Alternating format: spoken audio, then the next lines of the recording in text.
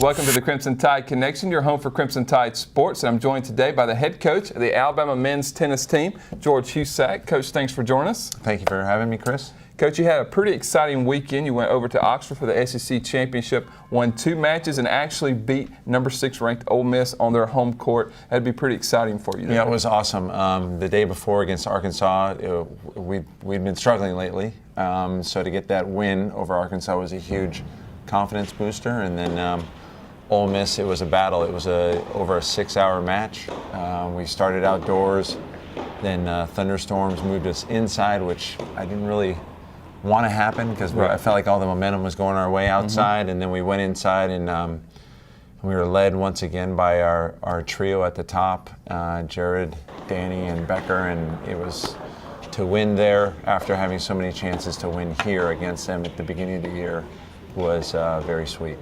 Well, Coach, as you said, you were kind of led by your trio there. Talk about your senior captain, Jared Botha. He pretty much clinched the match against Ole Miss, maybe the biggest point of his career. Can you talk about that and just his big play right there? Yeah, you know, he actually grew up with his opponent, Nicholas Schultz, who's a top 10 player in the country. And Nicola has also been heralded like, you know, the next up-and-coming big South African star. Right. And Jared had, you know, kind of quietly gone through juniors and then had a good college career. But for them to lock horns there at the end, he was up 3-0 in the third set and then got broken. He had 4 straight serves right in the bottom of the net, and we're like, wow. Yeah. So nerves played in, and we, on a changeover, Coach Shahart, the assistant, said, you know, Jared, this is all about heart right now, and you know you've done so well right now, and you know no matter what happens, you've competed so well. And Jared said, well, I'm not expecting to lose. Right. And I mean, he just grabbed it, was aggressive the entire time, and for him to win it was I felt so good for him. It was a not only a huge win for our program, but on a personal level for him to beat the gentleman there that was awesome. Coach, you know, just talk about winning those 2 matches in the SEC Championship. What did that do for this team? And that pretty much almost puts you into to the NCAA tournament, doesn't it? Yeah, it does. I mean, we'll definitely move up in our ranking, and I mean, we're in for sure. Where we're going to play is you know to be determined. But it was a big thing for the team because we started out kind of hot in the SEC, and then we hit a little. We definitely went on a little slide, and so to win those 2 matches, and then you know even the next day against A&M, we came out, we won the doubles point, and we've been so good in the doubles points, in winning those or being so close to winning them, that you know we had the momentum going, and in the end the Aggies got us, but that was huge. I mean these guys. You know, this made their college careers, and you know there was Harris Barnard, another senior, was like, you know, this is the best day I've ever had, you know, in this uniform, and just the whole weekend, it was just a lot of fun. So, though we didn't get as far as maybe we would like to have, you know, to beat number 6 at home at their tournament, and you know, you could see the Rebels were bummed. Yeah, they were truly bummed when they lost, and you know, we just gritted our way through. Coach, this is your first season here at the Capstone here in Tuscaloosa. To go into the SEC Championship, beat the number 6 team on their own home court, and pretty much get guaranteed a spot in the NCAA tournament. What does this mean for this program and just the direction that you've got it going in just 1 year?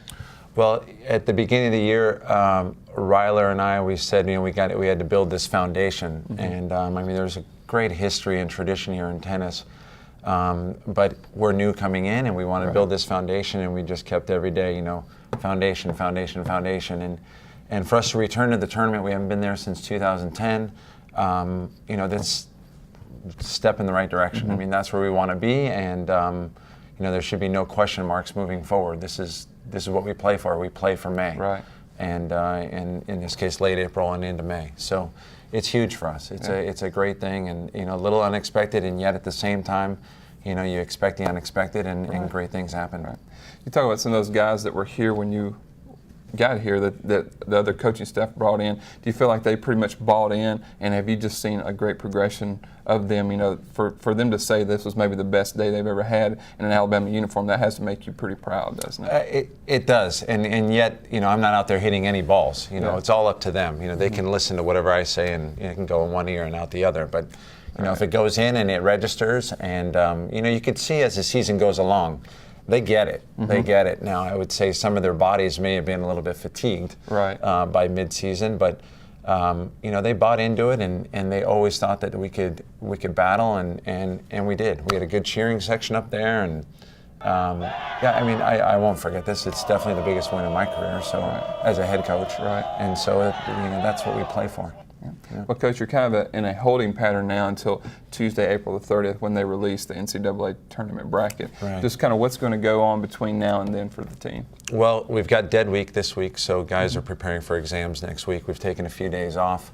I went to the A-Day soiree on Saturday, so that was a lot of fun. So I got to take myself away from tennis, and but we'll get back together on Wednesday, have a little physical activity, and then get back on the courts on Thursday, and then it's business as usual, and you know, we'll be ready for wherever we go.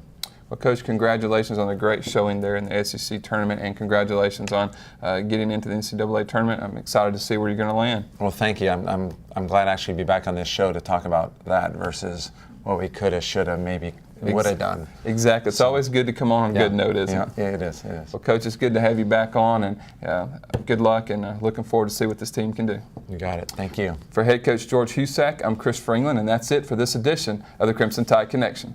Roll Tide, roll. Roll Tide.